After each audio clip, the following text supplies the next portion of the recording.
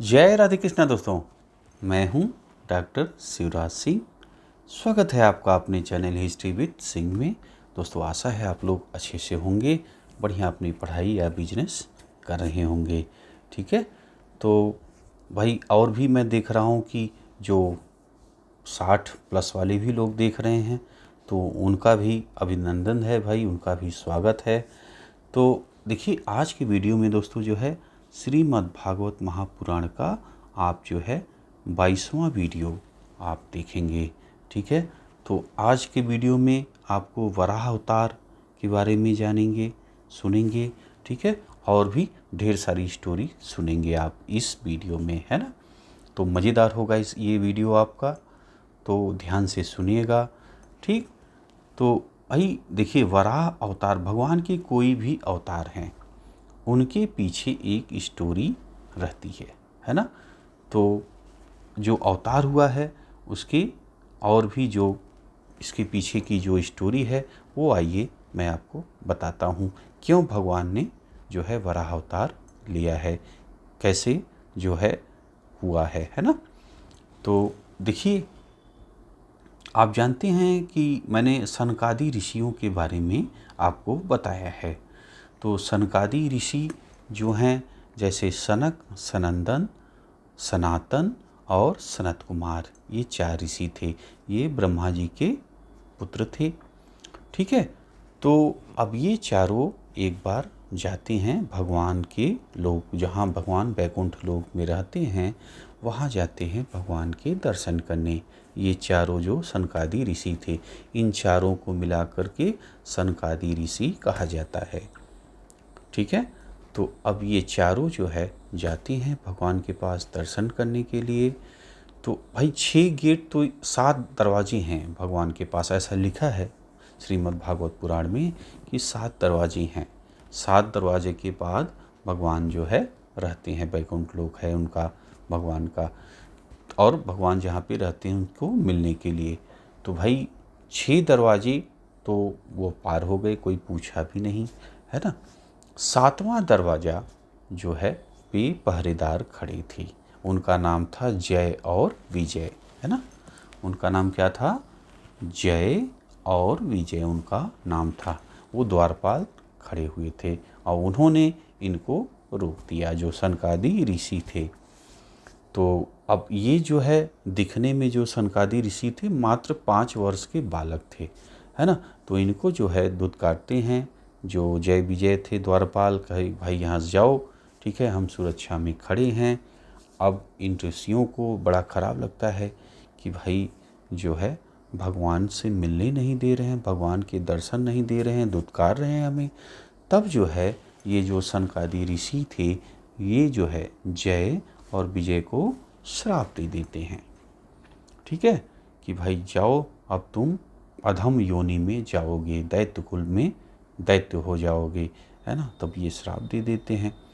अब भाई भगवान के द्वारपाल थे, दौड़ के आते हैं जो है तुरंत, और भाई ऋषियों से मिलते हैं, है ना। तो बातचीत होती है। उसके बाद फिर भगवान ने उन द्वारपालों को कहा कि ठीक है, कोई बात नहीं, आपका फिर मेरे हाथों ही उद्धार होगा और फिर वापस आप मेरे पास आ जाओगे, है ना। तो ये भगवान ने बताया। और ऋषि लोग जो गए थे वो भाई बैकुंठ लोक में जाते हैं, बैकुंठ लोक को घूमते हैं, भगवान के दर्शन करते हैं, परिक्रमा करते हैं बैकुंठ लोक की, फिर वापस जो है भगवान से विदा लेकर के चले आते हैं जो ऋषि थे, है ना। तो ये होती है स्टोरी। उसके बाद अब देखिए, अब ये घटना के बाद दूसरा आप देखिए स्टोरी है दीति का गर्भधारण, है ना। अब ये चीज़ इससे जुड़ी है। पहले आप स्टोरी आप इसको सुन लीजिए, दीति का गर्भधारण, फिर आप और अच्छे से समझ जाएंगे। तो देखिए, जो दीति हैं, दीति किस, ये हैं दक्ष प्रजापति की पुत्री थी दीति, है ना। और एक बार जो है शाम का समय था, और जो है कामातुर होकर दीति अपने पति के पास जाती हैं। पति का नाम इनके कश्यप है ना। तो अब ये जो दीति हैं वो कहती हैं कि भाई हमें पुत्र चाहिए, और जो है उसके लिए संबंध बनाने के लिए कहती हैं, है ना।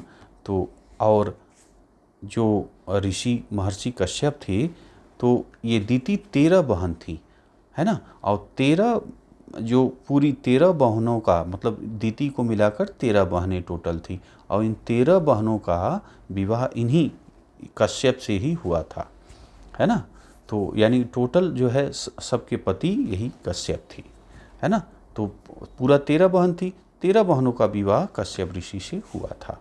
तो दीति बहनों में से एक वो आती हैं, कश्यप से कहती हैं कि भाई हमें संतान चाहिए, और आप जो है अभी संबंध बनाइए, ऐसा जो है जोर दे के कहती हैं, है ना, प्रार्थना करती हैं, ऐसा लिखा है।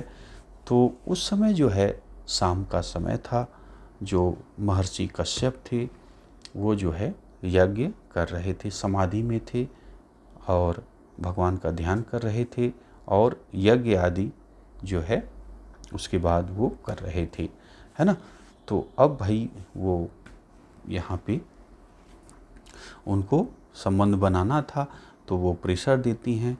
तो कश्यप ऋषि कहते हैं कि भाई देखिए ये समय सही नहीं है, ये समय जो है भूत प्रेतों का, शाम का समय है, भूत प्रेतों का आवागमन होता है।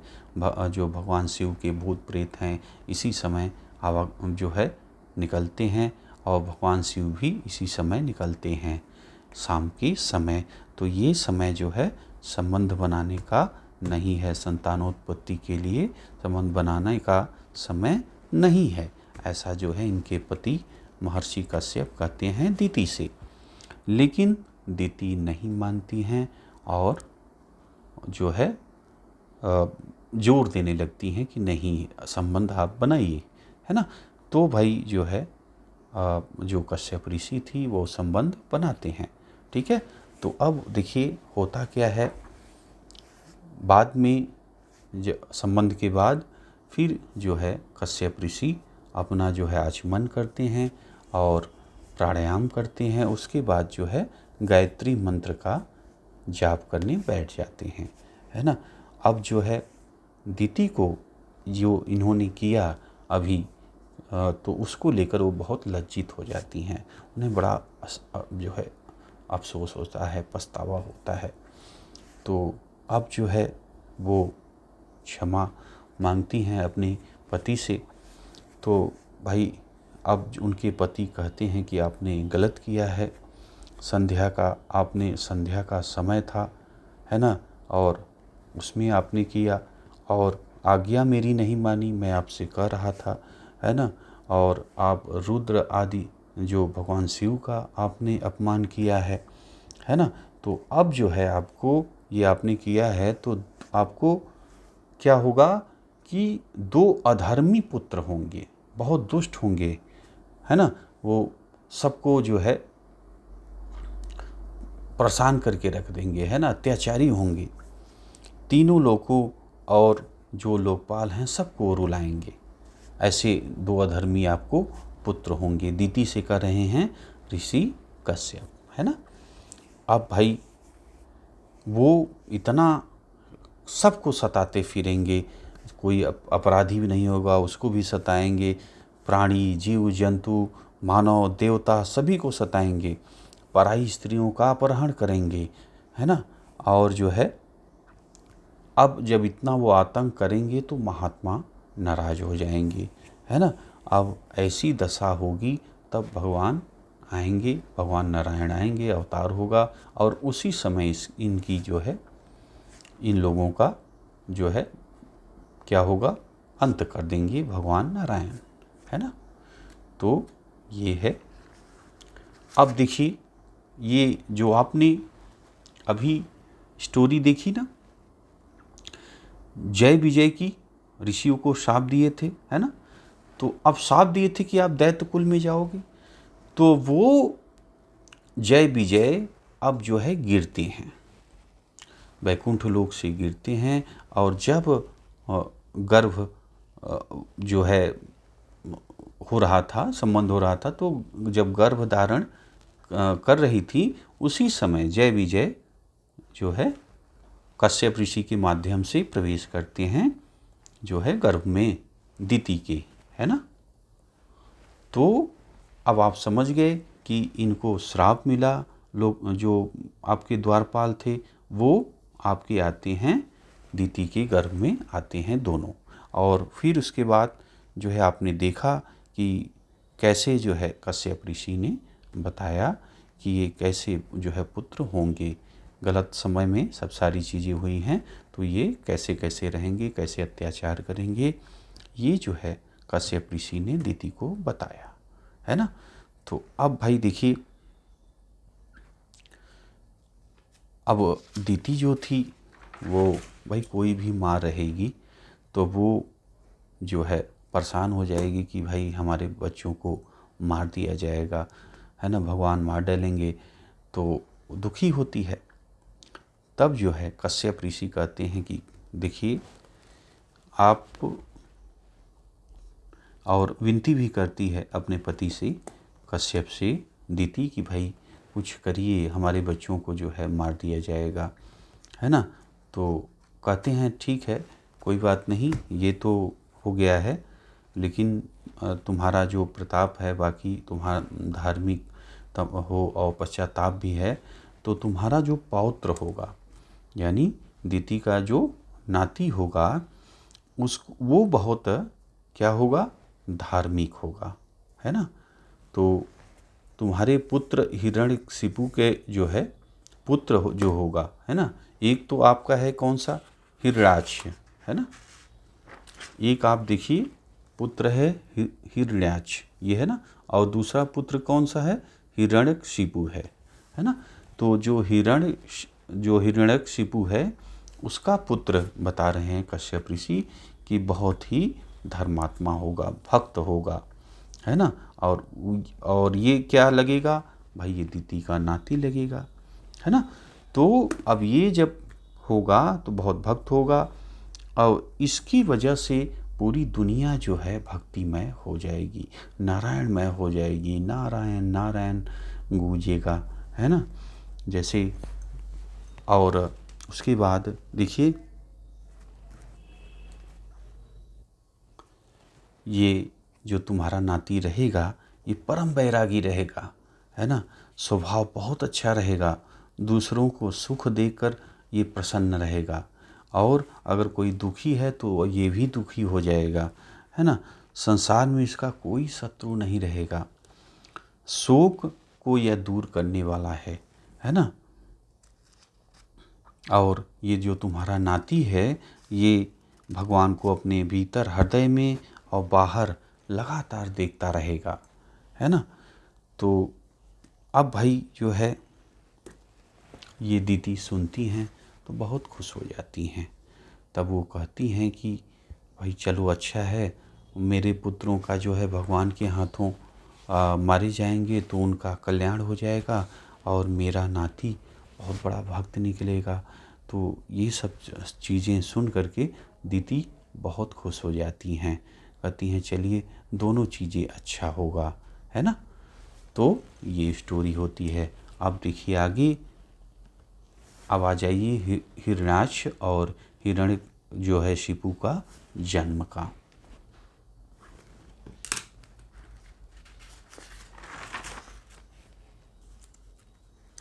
अब भाई देखिए, इनका जन्म होता है हिरण्याक्ष का, और हिरण्य का शिपु का जो है जन्म होता है।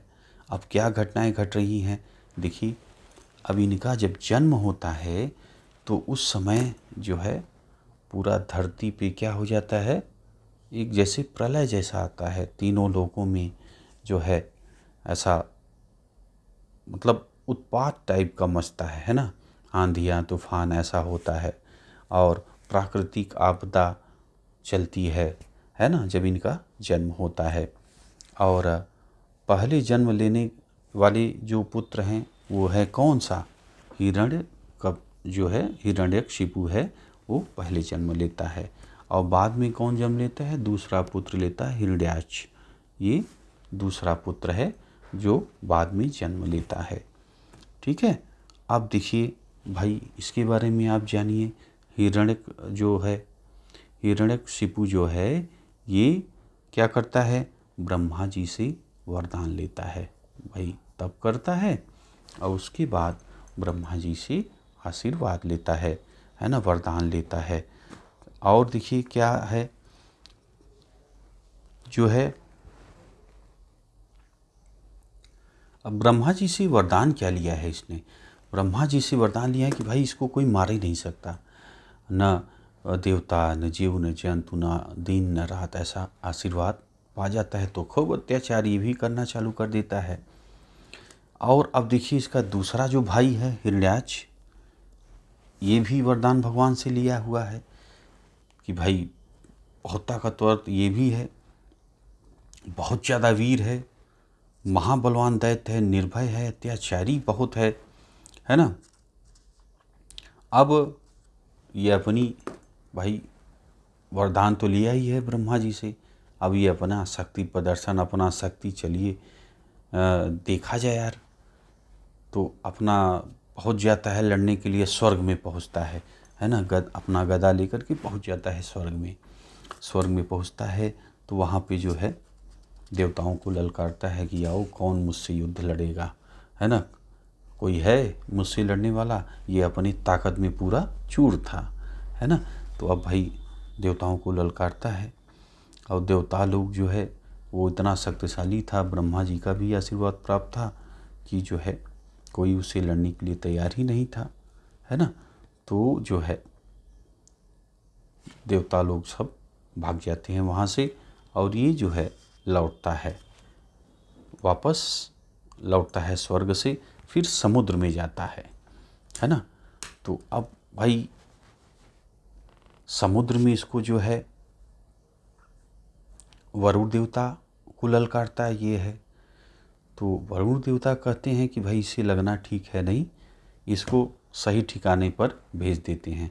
तो इसने ये कहता है वरुण, आप इनको बोलते हैं कि तुम नारायण से अगर बहादुर हो तो जाइए विष्णु भगवान से लड़ो, है ना, तब देखे तुम्हारी ताकत कितना ही बलशाली हो। अब जो है ये खोजने लगता है विष्णु भगवान को।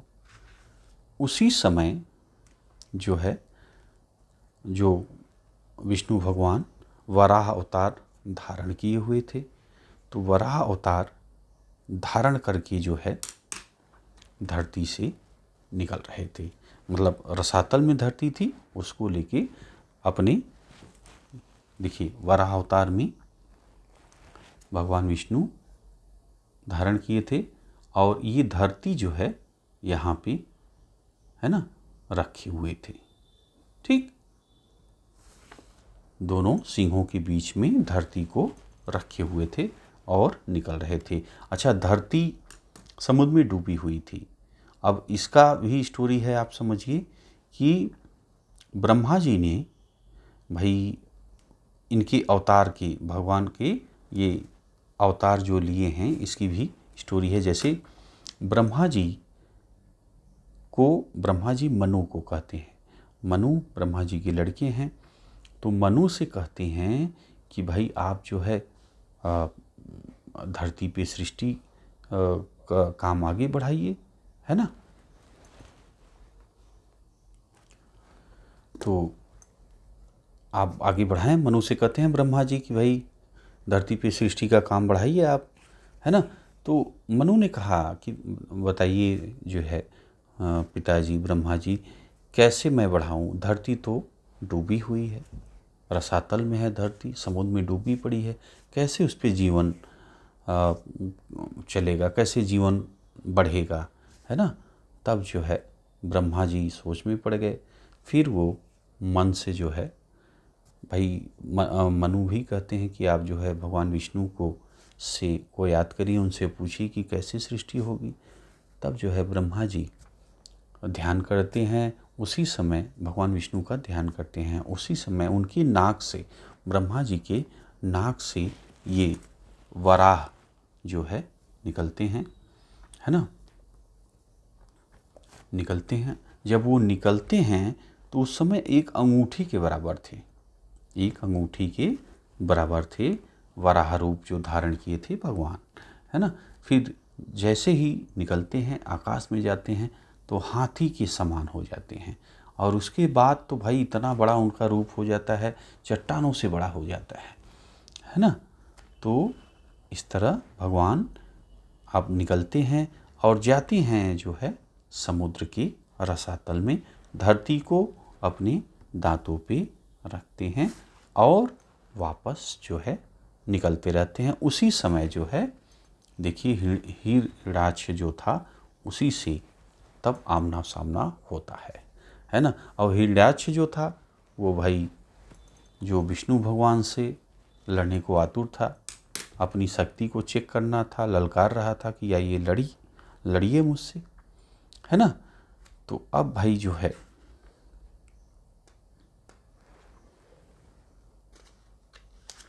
आमना सामना हो जाता है। अब हिरण्याक्ष जो है आपका गदा लिए प्रहार करता है। अब प्रहार करता है और यहाँ पे भगवान वराह अवतार में वो भी गदा लिए थे, तो गदा युद्ध दोनों में होता है। उसके बाद जो है अब ये हिरण्याक्ष राक्षस था तो कई तरह की माया भी जानता था, तो उसने जो है अपनी माया से ढेर सारी राक्षसों को पैदा किया, है ना। और खूब बीच बीच में गायब हो जाता, आ जाता, कई सारे अस्त्र जो हड्डियों का इत्यादि का ऐसा ढेर सारी जो है शस्त्रों का प्रयोग किया। लेकिन भाई नारायण है, भगवान है, उस पर क्या असर होने वाला है। तो सारी उसकी माया को जो है हिरण्याक्ष की माया को भगवान ने खत्म कर दिया, है ना। और उसके बाद फिर भगवान जो है एक मुक्के से मारे, कान के पास हिरण्याक्ष को मारे और तुरंत जो है हिरण्याक्ष का काम तमाम, जमीन पे गिरा और काम खत्म। तो हो गया इनका जो है काम खत्म, हिरण्याक्ष का हो गया अंत, है ना। अब भाई देवताओं में जय जयकार होने लगा और फूल इत्यादि भगवान के ऊपर बरसाए गए। उसके बाद जो है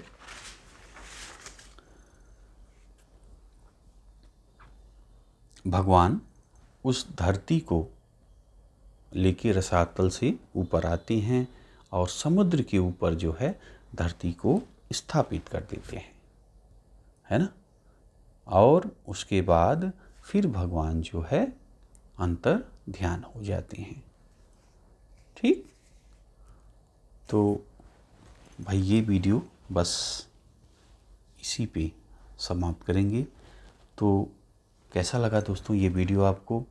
वराह अवतार आपको समझ में आया भगवान का, है ना। और कुछ आपकी कमेंट हो तो ज़रूर करिएगा, पूछिएगा अगर कुछ आप पूछना चाहें, ठीक है। तो बस दोस्तों मिलते हैं आपसे अगले वीडियो में। वीडियो आपने देखा इसके लिए आपका बहुत बहुत धन्यवाद। जय राधे कृष्णा दोस्तों।